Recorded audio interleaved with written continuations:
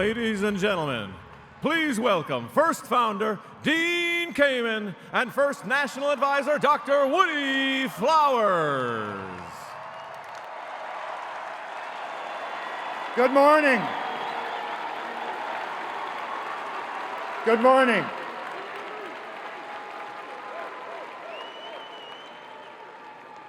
So it is really wonderful that we're here. But before we launch into this celebration, let's pause. The first community is now over 1 million people. Given that, it is inevitable that we lose some members of the community each year.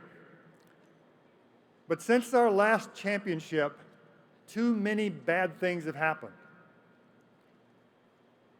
Not only must we remember the firsters that we've lost, but we should honor the people who have become victims of wars, natural disasters, gun violence, huge accidents, and terror.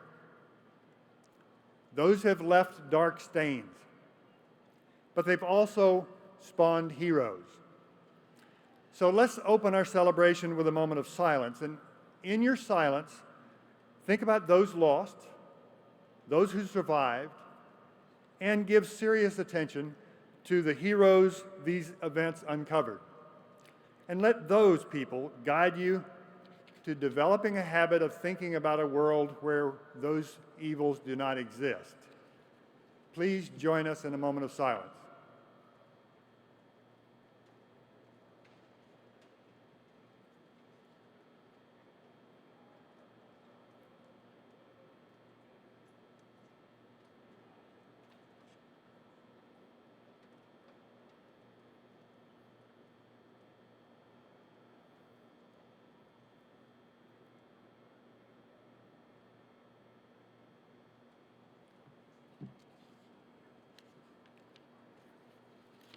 So let's let those thoughts launch you back to here now.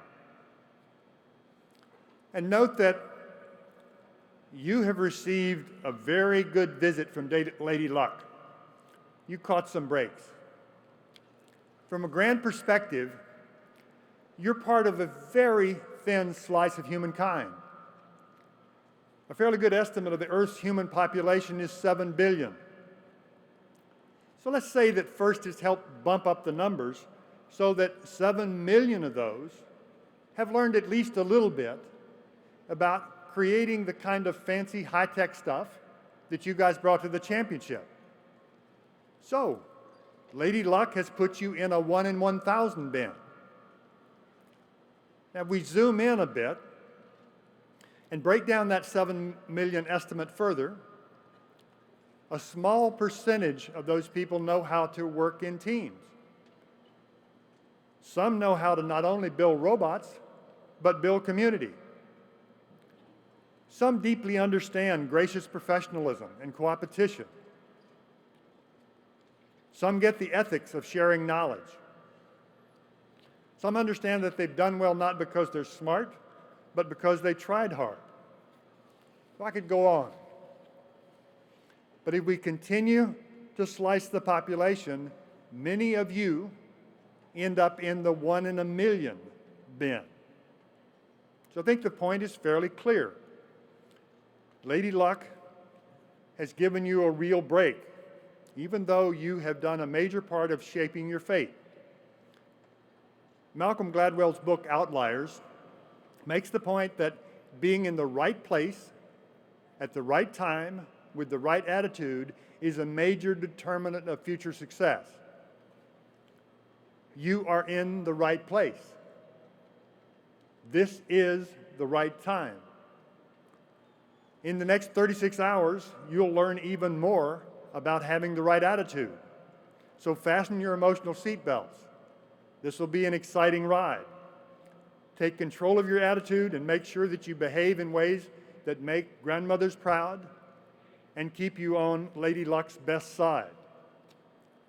You are in a rare, favored position to help society. Take full advantage of it. Thank you.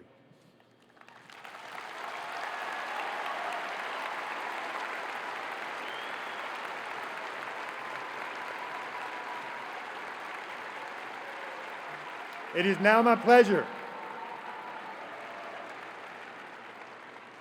to introduce the Honorable Mayor of St. Louis, Francis G. Slay.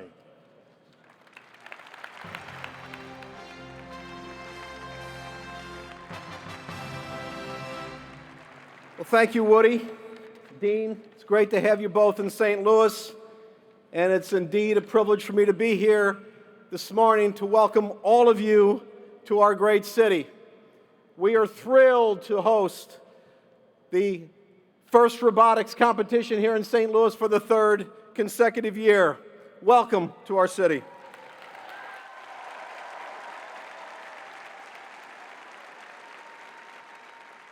When I came into this room, when I walked into this facility, I could feel the energy, I can feel the focus, I can feel the enthusiasm for why you were here in St. Louis.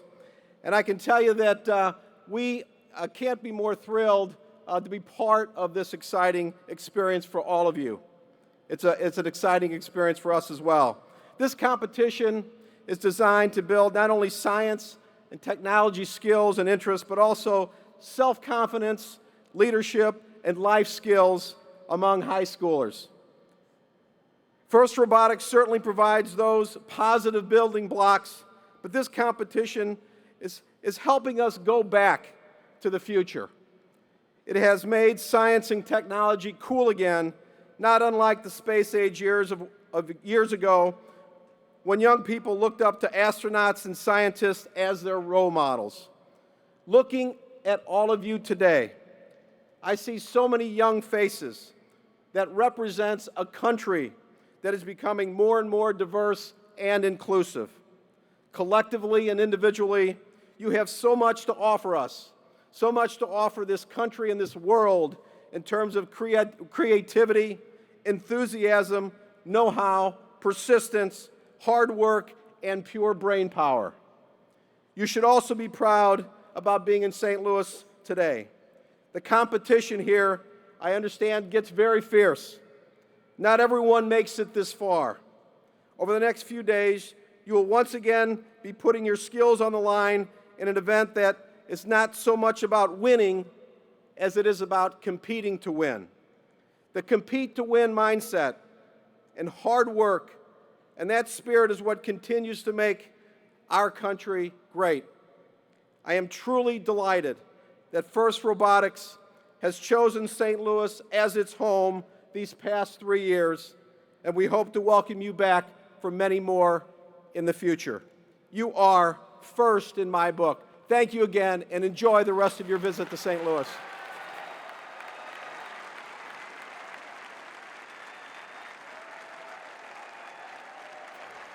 Please welcome to the podium FIRST founder, Dean Kamen.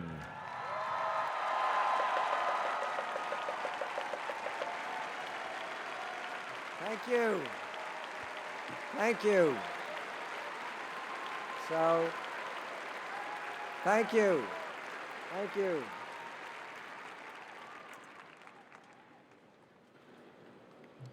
For right now, you're all very lucky. I will be brief. But in the spirit of getting messages from our government officials, you just heard, and we thank you, Mr. Mayor.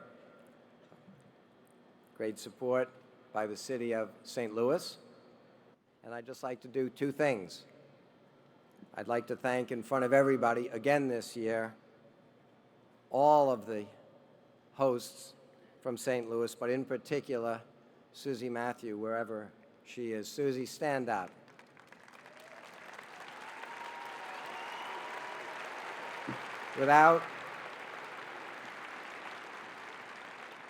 Without Susie and her fantastic family and network, this event would not be here. But as I said, in the spirit of welcome messages by your elected leaders, I have a letter to read. I send greetings to all those that are attending the 2013 FIRST Championship. Throughout our nation's history, we have depended upon the ingenuity of our people to pioneer innovation and solve the problems of each new era. By fostering a passion for science, technology, engineering, and math, and by inspiring our students to use their talents in a service of something bigger than themselves, events like the first championship help carry that tradition forward. When I see the inventive and creative work of young people like those participating in the first championship, as I did earlier this week in the White House, I know America's best days are yet to come. As you take part in this exciting contest, I hope that you take pride in your achievements, and I wish you all the best for an enjoyable and rewarding competition. Barack Obama.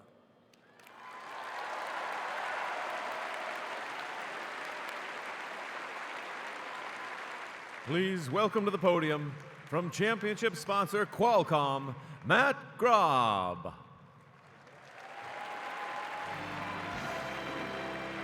Thank you. Good morning. I tell you, that's a tough act to follow, Dean Kamen. Wow. As a fellow robot builder, I'm so excited to be here this morning and talk to you all. And it's just an incredible experience. I want to ask you a couple of questions. Do you want to change the world? Do you want to go after the really tough challenges that our planet faces? Energy, healthcare, resources, environment, those kinds of things. Do you want to have a great career? Do you want to contribute to society? Do you want to help your family? Do you want to help your country? So then I've got really good news for you. If you answer yes to any of those, or all of those, you're doing exactly the right thing by being part of FIRST and being here today. I can tell you firsthand from working at Qualcomm and seeing incredible engineering and being part of FIRST since it started in San Diego 6-7 years ago, the skills and talents that you're developing here today are exactly what you need to accomplish those lofty goals. So I want to wish you the best of luck. Congratulations on being into the finals, and I'm looking forward to the matches. Let's have a great day. Thank you.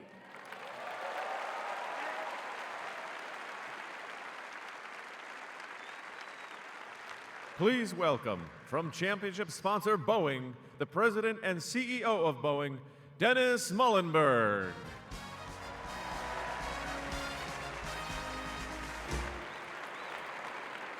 Well, hey, good morning. It's great to be here with you again, and as Mayor Slay said, really an honor to have the championships here in St. Louis for the third year in a row. And I've had a chance to be here for 3 years in a row. Every time this event gets bigger and better, and I am just amazed by the talent in this room. Now, as the previous speaker just said, as an investment in technology and engineering and the talents that you're developing, you have the opportunity to change the world. I'm a real fan of robotics myself. In fact, we build flying robots here in St. Louis at our Boeing headquarters. Yeah, and we've got a few, go ahead, yeah.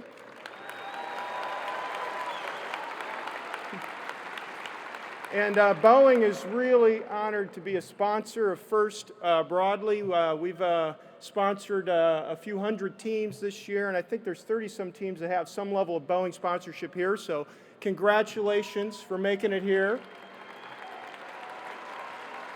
And all of you should be really proud of the fact that you've made it to this level of the event. You've already competed, and you've competed well, and now at the championships, you have a chance to take it even farther.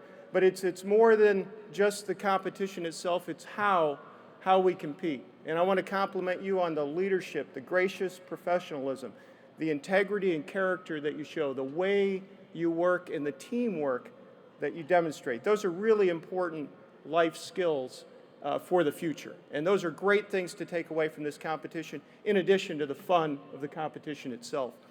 Now, I thought I would just share with you one example of how the skills you're developing turn into the future. And I'm told we might have a video or a picture of a robot out there. Can that go onto the big screen?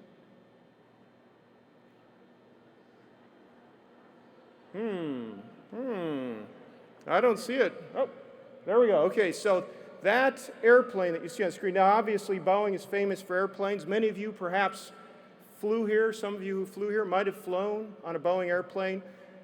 We work on spacecraft that send humans into space. In fact, the Mercury capsule, the first program to take an American into space, was started right here in St. Louis. Many people don't know that, but the original Mercury capsule is right here. Well, as that has developed over time, the technology, the airplane I just showed you is a robotic airplane. It's about 150-foot wingspan. It's made out of composites, plastic materials. It's powered by liquid hydrogen. Its emissions are water. It's an entirely green airplane, a zero-emissions airplane that has the ability to stay up in the air for 10 days at a time, up at about 70,000 feet. An amazing technology, just an example of how robotics is playing an important role in our world. So as you think about the future, enjoy the competition, but think about the investment you're making. You are in a position to make the world a better place. The world needs more scientists, technologists, engineering specialists, and mathematicians. And the investment you're making here will not only be great for you, it will be great for future generations. So thanks for what you're doing. Congratulations on being here. And thanks for making the world a better place in the future. Have a great competition. Thank you.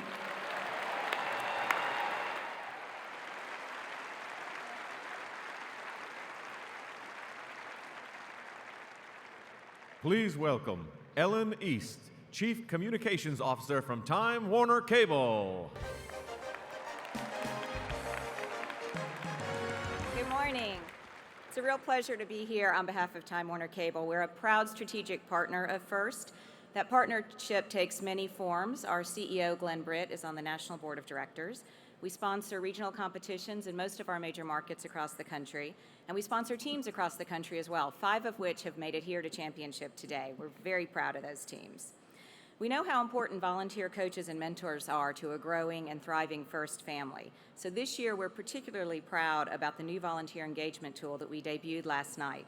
Our hope is that many other FIRST partners will encourage their employees to take advantage of this online interactive guide to find their place as a volunteer at FIRST. Connect a Million Minds, our 5-year, $100 million commitment to inspire the next generation of problem solvers, launched in 2009 with the help of the FIRST community, including many of you here today. You are truly the STEM superheroes that CAM was designed to celebrate, and we are proud and inspired by your accomplishments. We hope to see you at our booth on the floor. It's got a giant bucket truck. Boeing showing you an airplane. We're showing you a bucket truck. Does not mean that we are any less high-tech than Boeing. We're a very high-tech industry and company. We hope you'll come by our booth and learn more about our services. We'll also have some cool stuff there for you, some prizes, so I know that'll entice the kids to come by. So we hope you have a great championship. Congratulations to all the teams who are here. Thank you.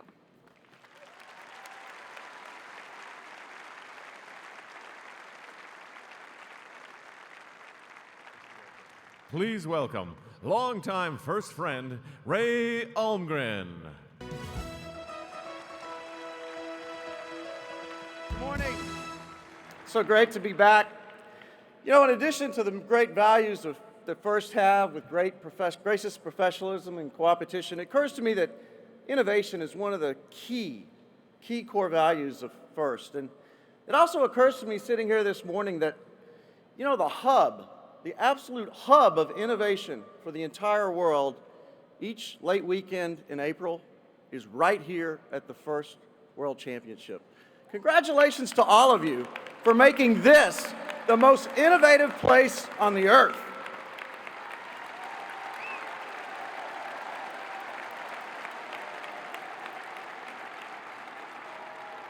And congratulations, of course, to each of you for making it here, but also for making the wise decision to be a part of something very important, something that will have a profound effect on your lives, your colleagues in your schools, your communities, and all of our nations. National Instruments is very fortunate to be a part of the innovation ecosystem that we call FIRST. You know, NI is in the business of making tools for scientists and engineers to accelerate innovation and discovery.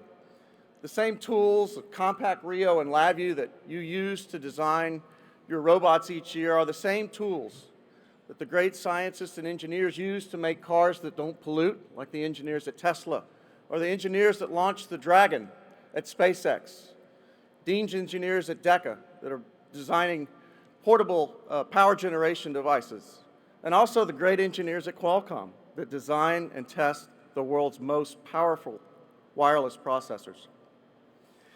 So in 2010, we began supplying the robot controllers that you use, the Compact Rio and the software working with WPI. And we've learned a lot. We've learned a lot from you, from the mentors, from the CSAs, and from FIRST. And we've taken the things we've learned and made improvements each year. We're now 4 years into a 5-year program for the robot controller. And today, I'm really proud to announce that FIRST has selected us and asked us to design a new controller for the 5 years beginning in 2015 to go into the 2019 season.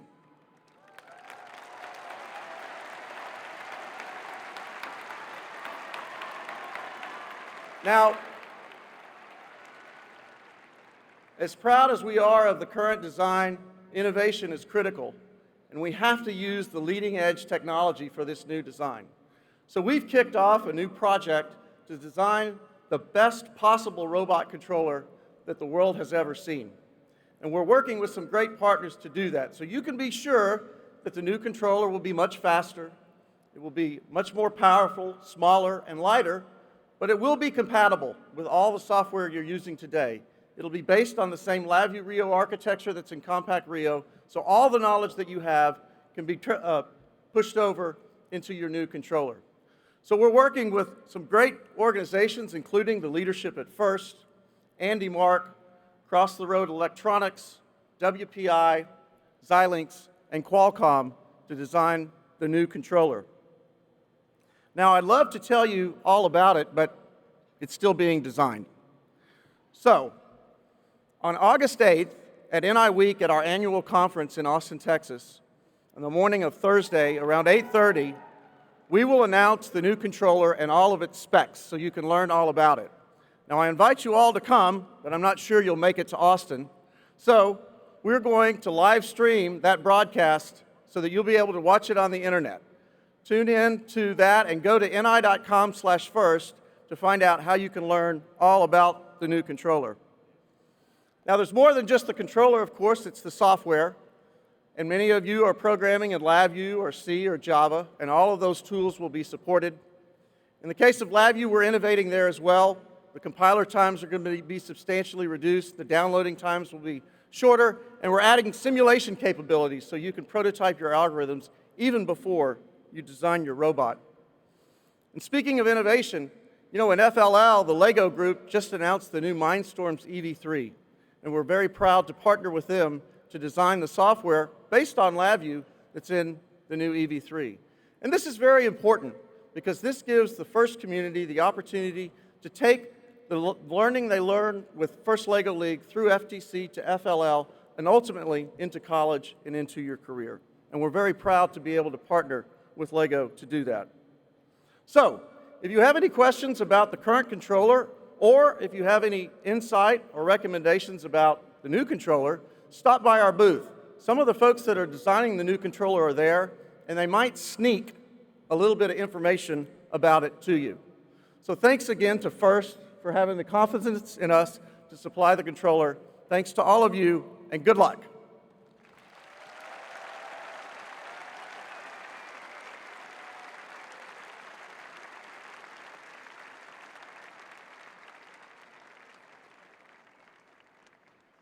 And now to present the winner of the first Future Innovator Award, please welcome Jamie Jacobs.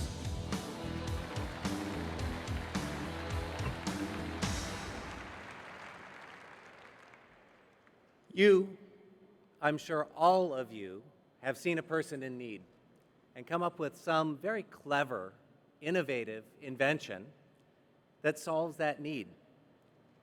But the real value comes in taking that clever idea, going through a thoughtful process, and creating something that can actually be made, can be serving that person in need. That is innovation.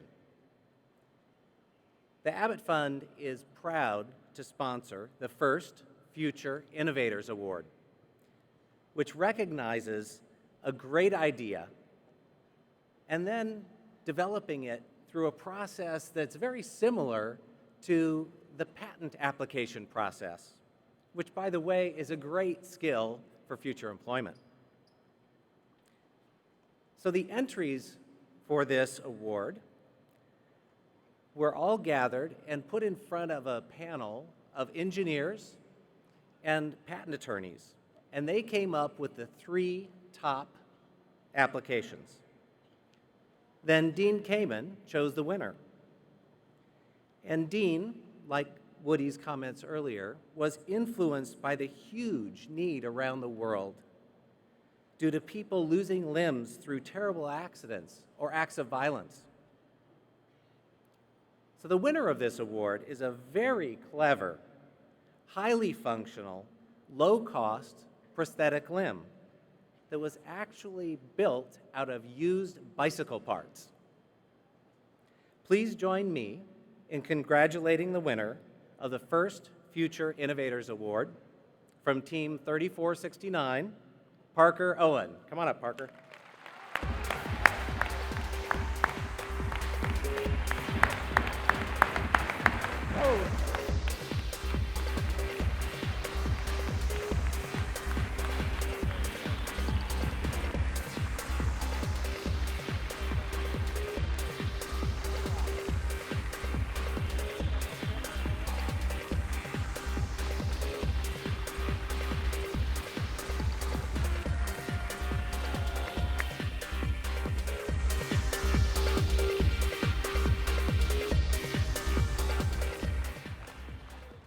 Please welcome Sharita Caesar from Comcast to present the new Media and Technology Award. Good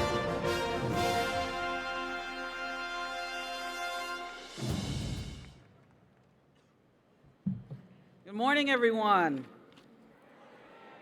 Well, thank you for this opportunity for Comcast. Technology is at the core of what Comcast does, and so our commitment to the advancement of STEM initiatives and community investment. And so we today want to get the most competitive resources possible. So we know that today's competitive marketplace, success comes from making significant investments in the future, and we're very proud to support, like FIRST, what they do to inspire young people to be science and technology leaders. We've been involved with FIRST for several years now through our Comcast Foundation. And this year we're pleased and we're proud to have sponsored and mentored over 50 teams across the country in 2013 for this competition. 50 teams. We're pretty proud of that.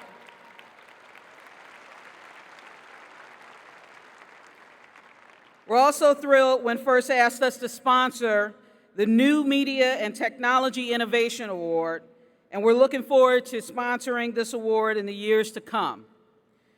John Shantz, our Chief Network Officer, and Sharice Lilly, President of our Comcast Foundation, are the co-sponsors of Comcast's support for FIRST. And they've asked me to share with you how very pleased and excited Comcast is to present this inaugural Media and Technology Innovation Award. This new award encourages students to develop a team marketing strategy complete with rationale for digital channel devices to disseminate content and build brand awareness for FIRST and its FIRST's mission. A panel of judges from Comcast, our NBC Universal, and the cable industry thoroughly reviewed each of these applications, with more than 100 of these applications being submitted, and had the challenging task of selecting the FIRST team that best met the criteria for strategy, overall experience, visual design, navigation, content, functionality, and engagement. I am pleased to announce that the recipient of the first ever Media and Technology Innovation Award from Comcast in 2013 goes to the Panteras, Team 2283.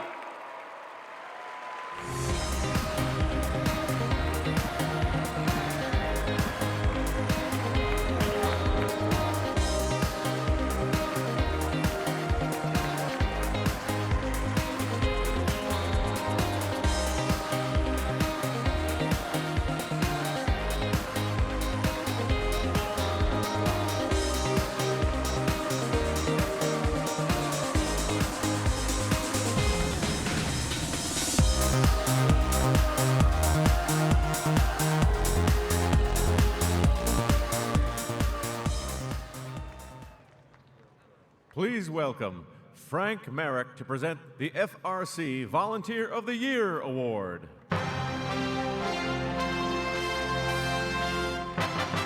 Thanks. In FIRST Robotics Competition, we love all of our volunteers. But once a year, we get to recognize someone truly exceptional. The FRC Volunteer of the Year Award is presented to an individual who goes above and beyond the call of duty, delivering a tremendously positive, program-wide impact with his or her efforts. This year's award winner has been a team mentor since 1996. He volunteers for local FIRST LEGO League competitions, as well as FRC regionals and here at Championship. He helps teams not just on the field, but off, with over 9,000 posts. That's 9,000 posts on the Chief Delphi FRC forums. Every one of those posts helpful, constructive, and to the point. His efforts at improving the FRC inspection process have led to simplified rules and less frustration for teams. His work with the robots from the championship playoffs last year led directly to our success in identifying the full range of issues that contributed to our challenges on the Einstein field. This individual recently went through major surgery, which normally requires many weeks of recovery. But you can't keep a good man down. The day after he got out of the hospital, he was back at it, answering questions he had been sent and planning his attendance at regionals. When the time comes, this person rolls up his sleeves and gets his hands dirty. I've seen him work close up, and it's really something. With his consummate skill and his unflappable demeanor, he is like some kind of robotics Zen master, able to pick out issues at a glance that others would overlook, while helping FRC team members become more self-sufficient along the way. And with his obvious dedication and love for all FRC teams, not just his own, he truly gets first. Not just here, but in here where it really matters. And so, the 2013 FRC Volunteer of the Year, a senior statesman in the FRC community, a current mentor for Team 111 Wildstang, and our Chief Inspector, Al Skierkowitz.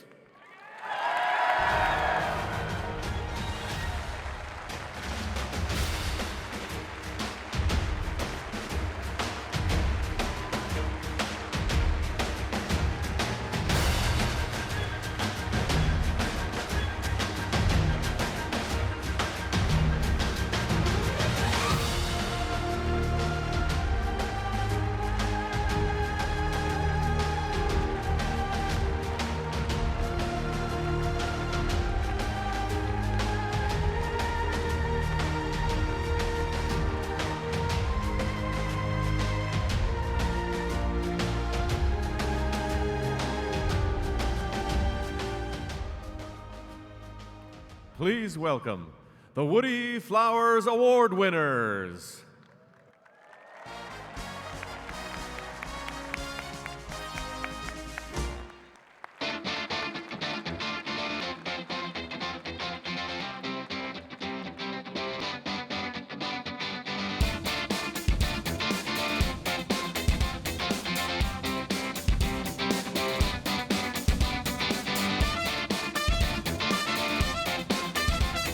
a wonderful group.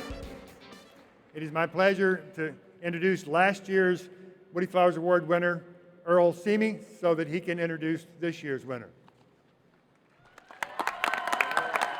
Thank you, Woody. The winner of the 2013 Woody Flowers Award is an educator who has a passion for breaking down barriers for his students, a mentor who has inspired his students to believe there are no limits. Please join me in congratulating the mentor whose students describe as the heart of their team, Freddie Lajvardi of First Team 842 Falcon Robotics.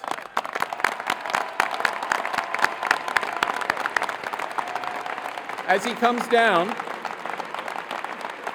I'll fill in some time. Okay. For 2013, students submitted nearly 1,000 essays through the nomination and renomination process. Students, your stories about your mentors describe commitment, dedication, compassion, gracious professionalism, inspiration, and a true bond between mentors and students. Your stories inspire us. We encourage you all to write and enter Woody Flowers Award submissions next year. It is a gift to your mentors that they will never forget. Freddie Lajvardi's story is a story of 20 years of leadership in science and engineering education at Carl Hayden High School in Phoenix, Arizona. Freddie's students describe a mentor who has dedicated himself to helping students achieve goals they never thought possible. In the words of his students, Freddie does not teach his students how to graduate from high school, but how to be successful after high school. Freddie teaches us the principles of physics, robot design, team dynamics, and video editing, but above all, he teaches us how to ask the right people the right questions. In the past 20 years, Fred has changed the culture at Carl Hayden High School and throughout the entire state of Arizona. Many of his students, often from families with little formal education, have gone on to college. His most important awards now return home to give back to their former team, building the next generation of great thinkers. Still coming. I remember that from last year. The spirit invoked by his team's motto, "There is no spoon," is embodied by their coach.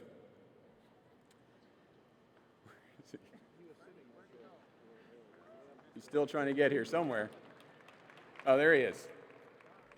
Right, come on. No. Still waiting.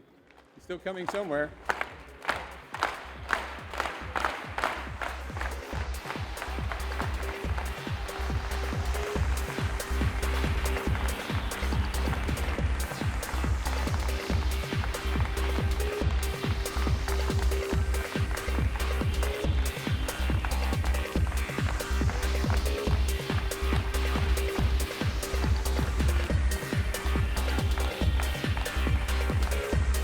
I remember that walk from last year. It's a long walk.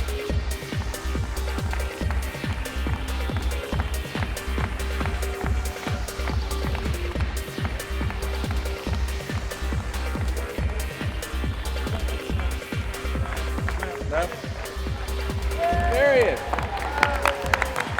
Ladies and gentlemen, there are no limits. Freddie Lajvardi from First Team 842, Falcon Robotics.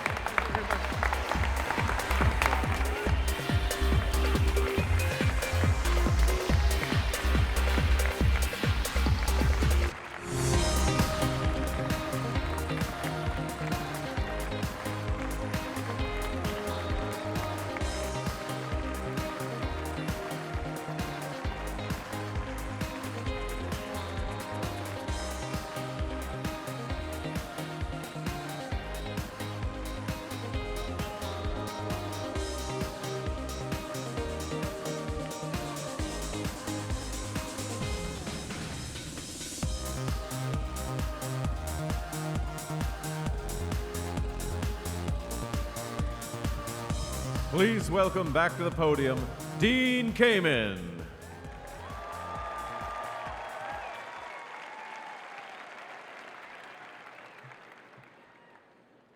So as all of you veterans know, I normally only torture you with homework and ideas at the closing ceremonies. This year's a little different. There's a lot of special things happened this year. And we're going to have a way to respond.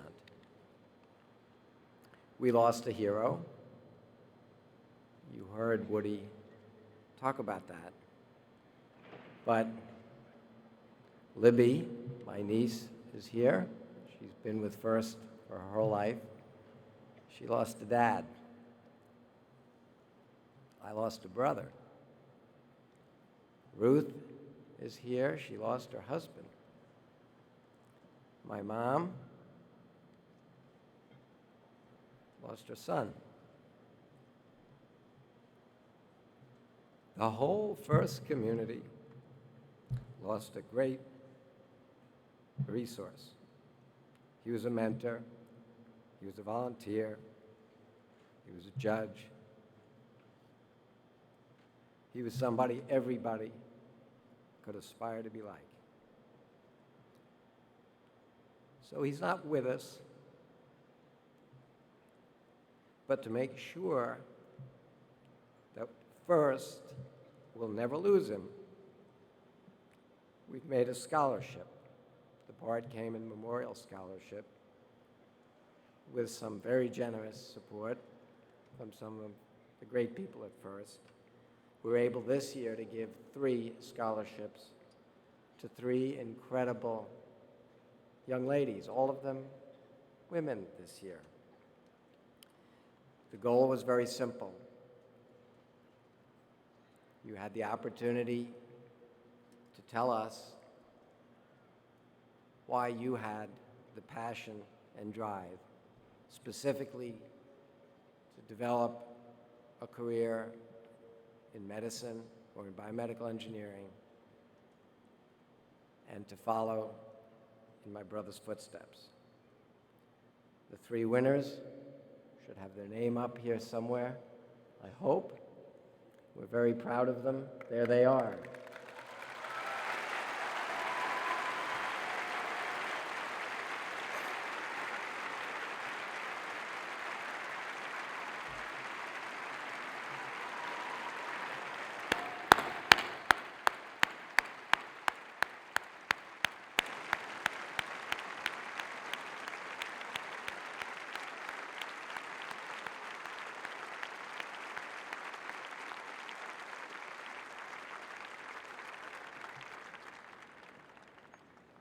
As you know, I never let a good opportunity to give out homework go by.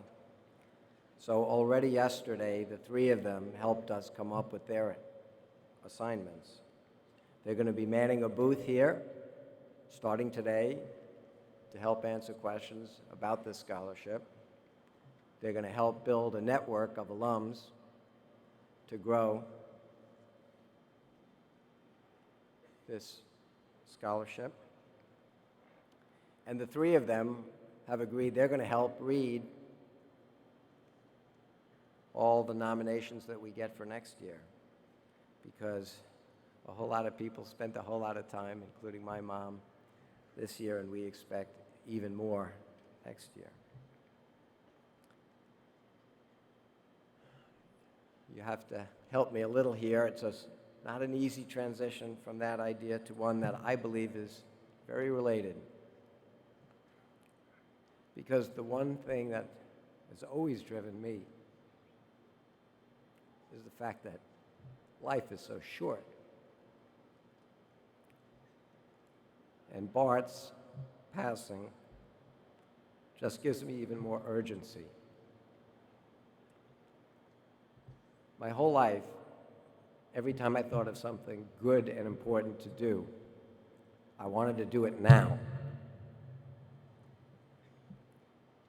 We started First when I saw a need to help a whole generation of kids find something important to do. I think, considering most people thought it was a crazy idea when we started, we got just about all of it right. We really did. But here's the rub. If it's really that good, and if it's really that right, and if it's having the kind of impact on all of you that I think we all know it is, it makes it even More important, that we make it loud, that we get it out even faster. And while we did just about everything right, considering it was new and different,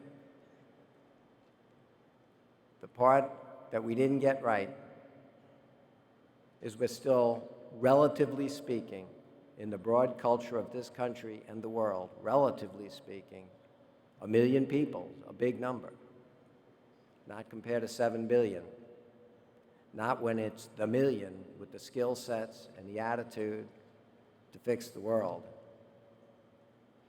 It should be a much bigger number. Right from the beginning, I said we've got to get the best technology companies to give us their role models and heroes to show kids what life is really like for people that can solve problems and create the future. And now with more than 3,500 corporate sponsors, we have about the best role models and best mentors you could ever put in one organization. In fact, you go down the list of what it takes to make FIRST, the best teachers, the best parents, the students. We really got it all just about right. Even in the first year, when the competition wasn't this tough, I was already worried. I love the sports model because it gets to billions. But there are things about some sports and the way people play them that don't make me proud. So in the very first year, I said, we're going to have a chairman's award. I got a then very prestigious chairman, and every chairman since then, to give out an award at the end of the whole event, not to the one with the most points, but to the team, the sponsors, the kids, that best express the ideas and hopes and future of FIRST. And now for 22 years, that clock moves. And within a year or two, I realized, well, there's got to be another really big award every year. Because I knew to grow, we need help from some organizations that can't win the Chairman's Award because they don't even have a team. Things like when we went to Disney and they opened up their whole community to us, or when Fred Smith said, FedEx will move every package everywhere from all these schools that have no budgets for free. There were companies, there were individuals that were doing so much to help us scale up that we said, we'll give them the Founders Award. Remember, one of our rules is you get what you celebrate. So from the beginning, we had a clock every year, and it moves for the Chairman's Award. And we have another clock, and it moves for the Founders Award. And by the way, my obsession with time is pretty obvious. It's not a coincidence. I build clocks. And I want the winner each year to see time is moving. And we have to urgently grow. Because the world's in a race between all sorts of catastrophes and technical expertise. And whether it's environmental issues, healthcare issues, we can't let catastrophe win. So time is critical. And while we have these awards that recognize our great sponsors and our great everything we do. And then within a very few years, I forgot, Woody, it was a couple of years after that, I realized if we don't find a way to celebrate specially with a really big award, all the mentors that are pouring their personal time into this, we're losing something. And we convinced one of my heroes, sort of an adopted dad, Bill Murphy, to sponsor the Woody Flowers Award, representing all the great educators. So we were covering all the bases. We were celebrating all the right stuff. But relative to other things in our culture, we're still the best kept secret. So this year, maybe with the urgency of Bart not being here, I decided no more Mr. Nice Guy. No more little homework assignments. Get the press here. Get an article. Get the word out. I decided we're going to have another big clock. It's the middle one. We learn. We could add important new things where we didn't do as well as we should have for 22 years. We're going to have a new award, the Make It Loud Award. Well, how are we going to do that? Well, you see, a couple of years ago, I got lucky. Or maybe luck catches up to people that work hard. I got a call from a guy who knows how to make things loud. I got a call from a guy who said, Dean, I live the world of entertainment. I get Grammy Awards. He explained that he understands the importance of science and technology. He couldn't do what he does without it. And by the end of our first conversation, he said, what can I do to help? I said, my problem is we have this incredible group of people from every corner of technology, education. We don't have the entertainment industry behind us, and it is such a powerful piece of our culture. Unless we get them, we're going to remain the best kept secret. And this country can't afford that. So he said to me, okay, I'll come to your event. And I said, well, actually, Will, because you all know I'm kind of a bashful guy, I said, I understand you're going to do the halftime show for that other sport in Dallas. Consider it a warm-up. And then come do a halftime show for the future. And he said, okay. Besides doing that, he said, Dean, even a halftime show, the halftime show at the Super Bowl isn't for the people in the audience at the Super Bowl in the stands. It goes on TV, and it's seen by millions, hundreds of millions. So he said, we should do a show for television that we make from that concert we do. It costs millions to do that. And it was a new and different idea. And we all know how hard it is to get new and different ideas out there. So he said, well, I'll just buy the time and I'll put it on TV. And he did.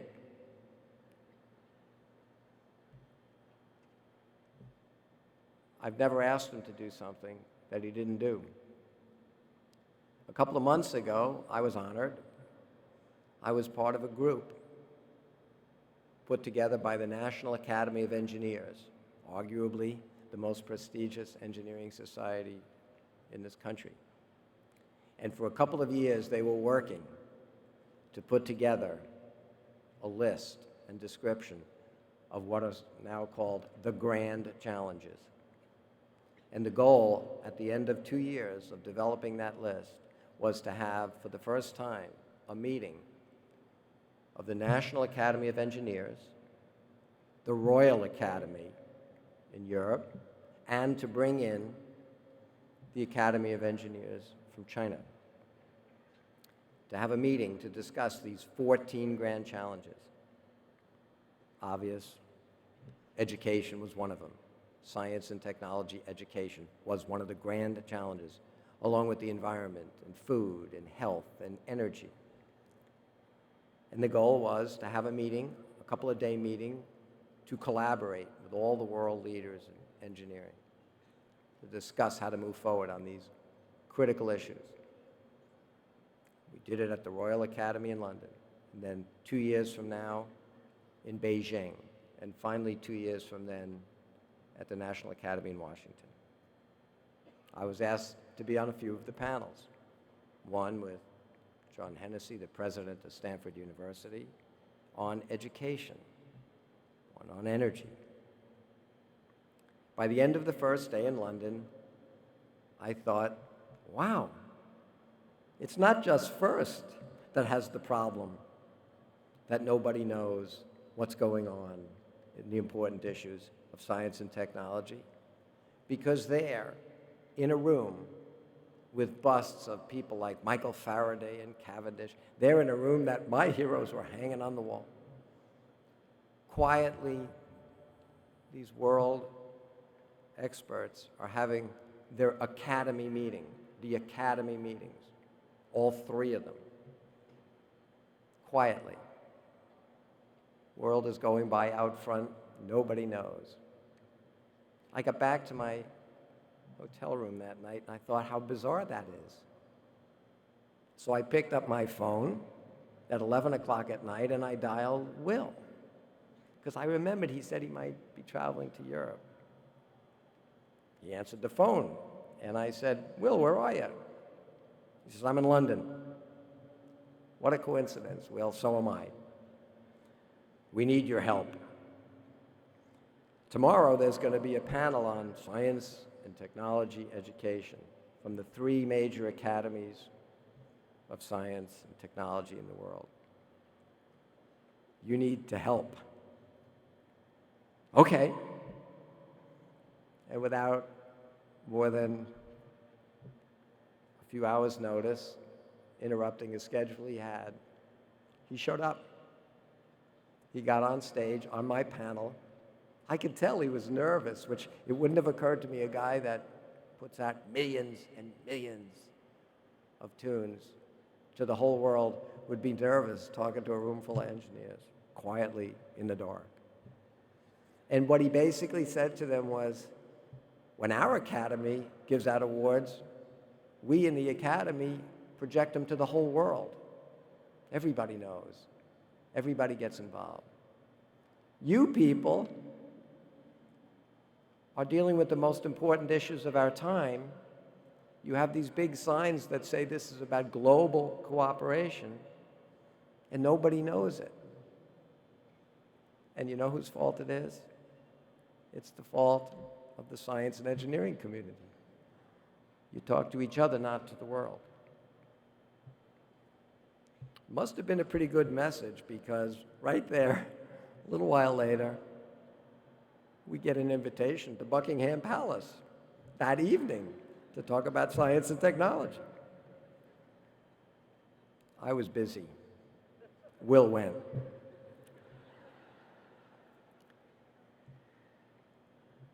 From here on in, we've had our 22 years. We not only know this works, we know FIRST is so critically important to the future that we can't afford to not put real resources, real focus on making it loud. We need the same expertise from the world of media and entertainment that we have been able to get from the world of technology. So we're going to start having an annual Make It Loud award, and who could possibly be a better recipient than will.i.am? Now here's the rub. He's about, literally this week, he's introducing his new album, his new CD. And like everything else I do, it's a day late and a nickel short, and I say, I got this great idea, we got to do this. He plans his life probably a year in advance. Yesterday he was on the Ellen Show. Tomorrow, Katie Couric. They're both in LA. That's not my problem. I called Will and I said, you've done so much to help us. I know it might be a little inconvenient, but you got to be there at opening ceremonies to show your continued support. And then you got to be there at noon when the Dean's List students, and remember, it took me 18 years to get to that crowd. Again, all the other awards, but it took us 18 years to figure out we should have an army of students be knitting our network and our alumni together. And that's why we now have all the Dean's Lists. But the Dean's List students will be the Army, or the generals in your Army will, that help us transform the world as we make it loud. But I asked Will to be here. There's never a convenient time for people that are busy, people in a rush. But Will knows how important this is, I think, to me and to the world, and I believe to Will, who is an incredible individual, an incredibly passionate, creative guy, a guy that cares all about the right issues. And he's been with us since the day I had that first conversation with him. And I am really, really proud now to say that Will is a great friend of First and of me, and he's here to collect the first Will I Am Make It Loud Award. Will, come on up.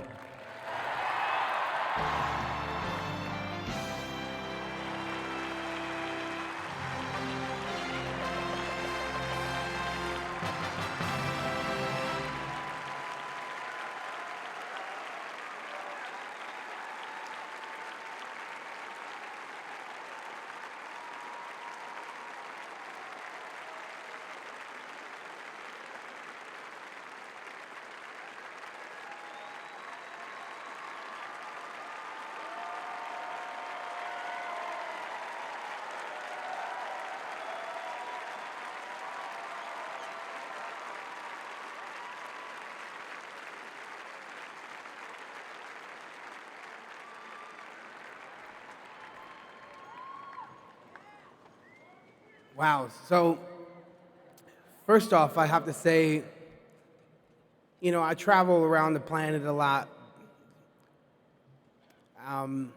doing my passion ever since I was 15 years old, and that's music. And I get a chance to see people from all walks of life, whether it's Mongueta in Brazil, or DF in Mexico, or London in Australia, and Israel. So I get a chance to see people. But right here in this room, in this stadium, I see the brightest minds all collected here under the concept of First. And I'm so honored to be here with, you know, tomorrow's problem solvers, leaders, educators, bringers of new things. This is what it's all about. And we're in a transition in the world where popular culture tomorrow is being defined today. And somewhere in this room is tomorrow's superstar. May not be a performer or an athlete, but tomorrow looks a lot like 1920, where tomorrow's superstar is going to be an Edison and a Tesla. And I see that. And you guys inspire me to want to go back to school to learn computer science so I could be a part of that conversation and compete with one of you 15-year-olds and 17-year-olds. I may be 37, oops, 38.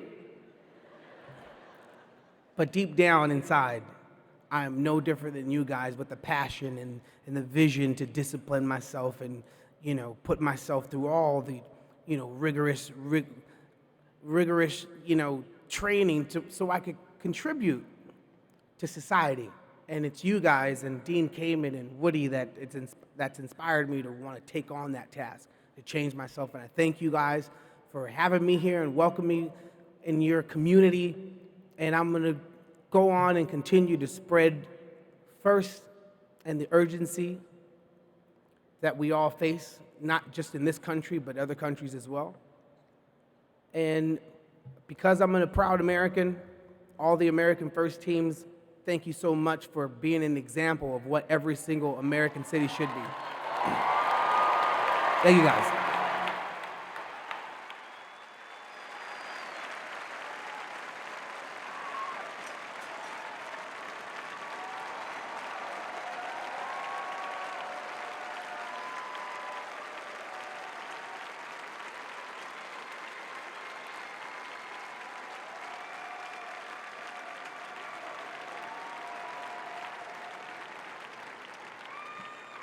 If you want to hear more of what Will has to say, noon in the ballroom. We also have a couple of other very special guests that'll be on stage there, and some really fun goodie bags for all the Dean's List students. So let's have a great competition. Please welcome head referee Dr. Aiden Brown.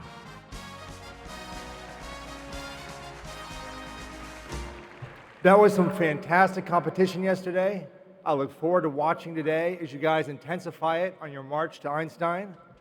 And at your side all the way are going to be your head referees. Stand up, guys.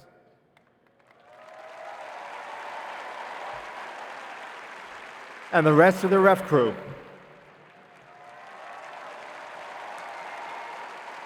Good luck to everybody.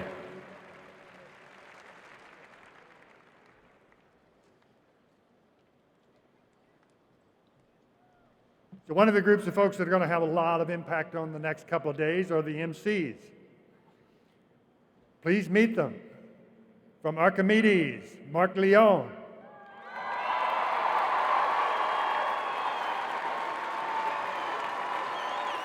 From Curie, Dave Verbugi. From Galileo, Blair Huntenmark. From Newton, Sinaqua Gallup. And throughout the weekend, Tyler Oles and Jojo Aguilar.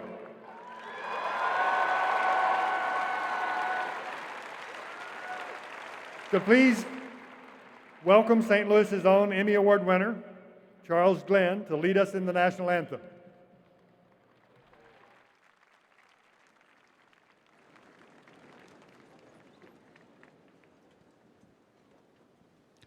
Thank you for inviting me this afternoon, or this morning. I'm proud to be here.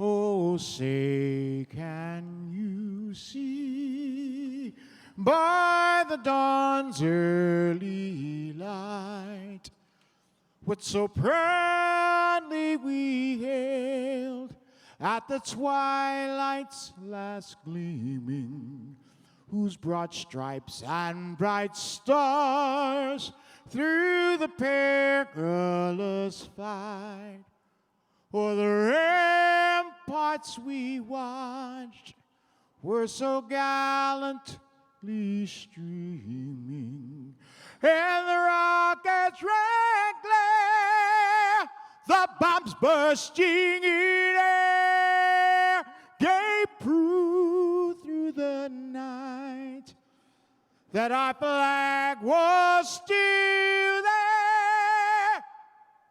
Oh, say does that star-spangled banner yet wave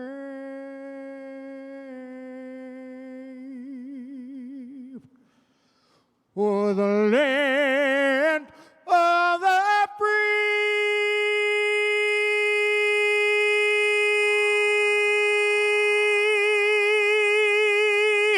and love of the brave.